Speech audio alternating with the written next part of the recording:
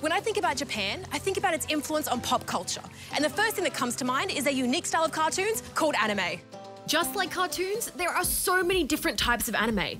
Some are quirky and silly, while others are more serious. Whatever your preference is, anime has become a big part of not only pop culture as a whole, but the gaming industry too. But how did it all begin?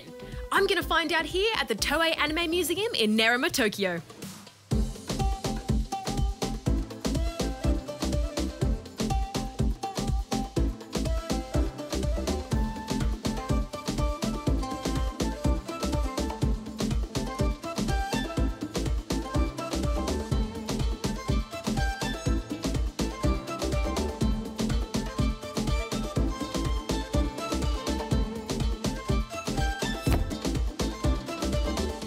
Anime films were recorded in around 1917 and didn't look much like the anime we know today. Back then they were short, around 5 minutes in length, and drawn on a chalkboard, being erased and redrawn one frame at a time.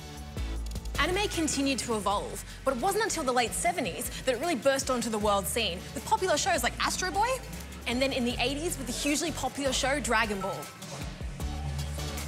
It wasn't long before another growing industry in Japan became inspired by anime, video games. As two forms of medium that emerged around the same time, anime and video games have always seemed very closely connected, both inspiring each other. Take the popular RPG series Pokemon, for example. It would inspire the Pokemon anime series. Vice versa, the anime series Dragon Ball inspired its own series of video games. The art style and sense of humour in anime has also influenced many other original Japanese games too, like the Ni no Kuni series. What happened? Someone who might be able to shed some light on what makes anime so popular is Toei Anime Museum's manager, Tachida-san. What do you think people love so much about anime that it generates such popularity around the world? I think animation can go beyond words or language because you can understand the emotion of the characters through their expressions without words. That's why it's appealing to the audience worldwide. How did anime develop its unique style of exaggeration and humour? Anime and Japanese comics, known as manga, are deeply connected. So, anime picked up the essence of the exaggeration, like the angry mark, etc., from manga. Anime in recent years has developed from 2D animation into 3D animation. Do you think eventually 2D animation will cease to exist for anime? Yes, so I think the trend maybe is going like that, shifting to more 3D stuff. But the expression in 2D is also improving and making progress. There is also software that makes 3D animation look like 2D. I think in the end, both styles will remain. A few anime series have spawned video games, and vice versa, a few video games have turned into anime series. Why do you think video games and anime are so tightly connected? How you produce a video game and how you produce an anime have lots in common. The viewers of anime want to be in the story. That's why they want to play the video game of the anime. And producers of anime want to continue making stories from video games.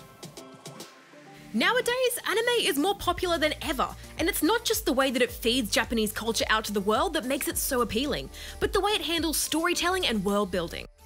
Often conjuring up grand adventures and alternate universes, anime has this great versatility to be funny and impactful all at the same time.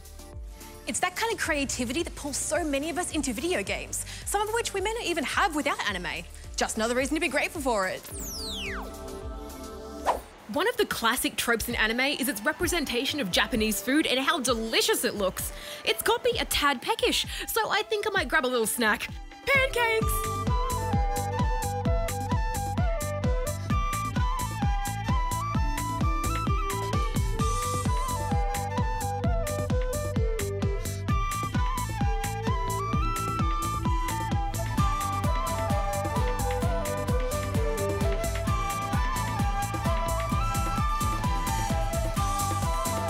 Pancakes aren't Japanese, you say? Well, that's kind of true. It's not the pancake that's Japanese, but the way the pancake is prepared.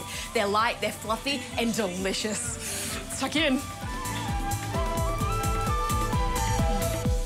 So good.